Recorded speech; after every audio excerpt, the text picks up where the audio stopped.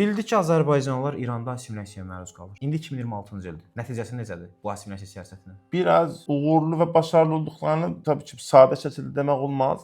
Tam gəndə bu aksiya və reaksiyadır. İndi bir dənə gerçək istəyirəm deyim. Zəncan şəhəri var. İndi dostlar Google xəritəyə, normal xəritəyə baxdıqlarında Tehrandan elə bilirsən bir səhər həyatı bir dənə çizgi çəkdiyində bizə gəlir Qəzvin, Zəncan. Bizi orada ziyalıların arasında bu danışılır.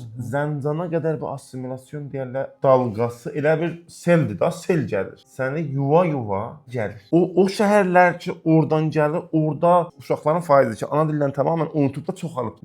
Məsələn, mən uşaqdım Zəncanda daha çox türk dili danışardılar. İndi gedirsən, çox azalıbdır. Yəni mən bu 30 ildə bunu müşahidə edirəm. Yəni İranın mərkəzinə yaxın olan şəhərlərdə fars dili daha askındır. Mərkəzə Təbrizə doğru yaxınlaşsa türk dilindən istifadə daha çox artır. Anladım. Yəni nəsinə vurğuladıblar? Yəni deyim, məsələn Zəncan mən uşaq olanda hamı Azərbaycan dilində danışır. Bu spesifik qədər uğurlu olublar, çünki yəni göz müşahidələrimiz və saha müşahidələrimiz göstərir ki, bunlar ata-ana Azərbaycanda evdə uşağına fars öyrədir. Deyirsən, niyə öyrədirsən? Yəni mən məsələn 7 yaşıma qədər fars dili bilməzdim. İndi deyirlər təzə uşaqlara 2 yaşında fars öyrədir ki, məsələn sonra aksanı, ləhcəsi olmasın gedəndə şeyə. Deyirəm, qardaş, nə saçmalayırsan?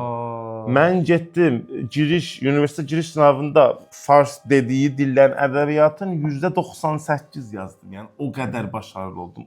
Açıqım deyim, düşmənimin dilini bildim. Özlərindən yaxşı öyrəndim. Yəni mümkündür. Təşəkkür edirəm buna görə. Çox sağ olasın.